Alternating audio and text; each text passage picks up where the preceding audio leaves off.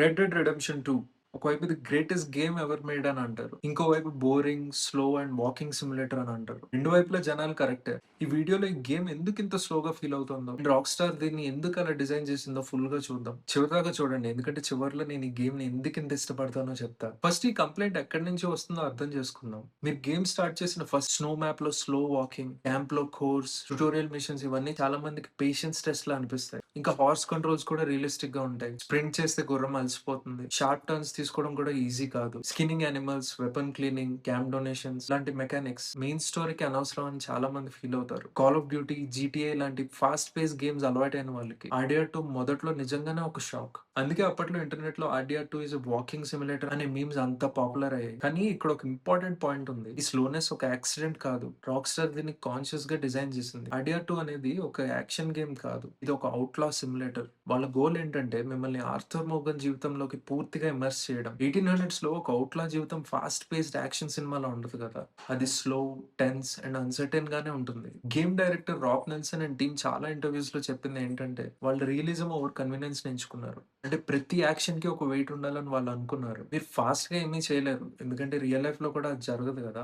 ఇప్పుడు కొన్ని ఎగ్జాంపుల్స్ చూద్దాం. ఈ మెకానిక్స్ గేమ్ కి ఎలా డెప్త్ ఇస్తాయో. First the horse bonding. మీరు మీ హార్స్ సరిగ్గా గ్రూమ్ చేయకపోతే అది అవసరం వచ్చినప్పుడు మీ మాట వినదు. ఇది ఒక సింపుల్ మెకానిక్ లా అనిపించిన ఇది మీకు ఒక ఎమోషనల్ బాండ్ క్రియేట్ చేస్తుంది. మీ హార్స్ అనేది ఒక టూల్ కాదు కదా, ఒక కంపానియన్.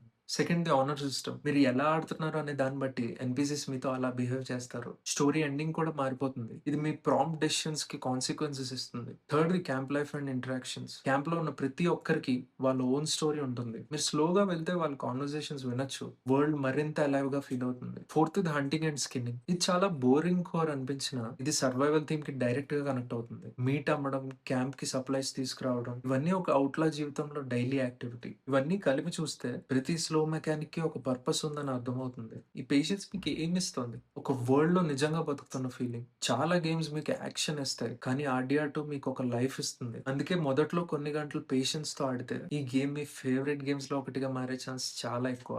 ఇది ఫాస్ట్ డోపమిన్ హిట్స్ ఇచ్చే గేమ్ కాదు. ఇది ఒక slow burn story and heart లో నిలిచిపోయే క్యారెక్టర్స్. నా పర్సనల్ ఒపీనియన్ చెప్పాలంటే ఆర్డిఆర్ 2 ఇప్పటిదాకా నేను ఆడిన one of the best games లో ఒకటి. ఆర్థర్ మోగన్ స్టోరీ నన్ను నిజంగా ఎమోషనల్ గా చాలా టచ్ చేసింది. ఈ గేమ్ నాకు నేర్పింది ప్రతి మూమెంట్ ని ఎంజాయ్ చేయడం, రష్ అవ్వకుండా. మీరు ఇంకా గేమ్ ఆడకపోతే నా సజెషన్ ఏంటంటే కొంచెం పేషెన్స్ తో మొదలు పెట్టండి. ఫస్ట్ 5-6 అవర్స్ స్లోగా ఉన్నా తర్వాత ఇది మిమ్మల్ని వదిలిపెట్టదు. మీరేమనుకుంటున్నారు? మాస్టర్ పీసా, ఓవర్ రేటెడా?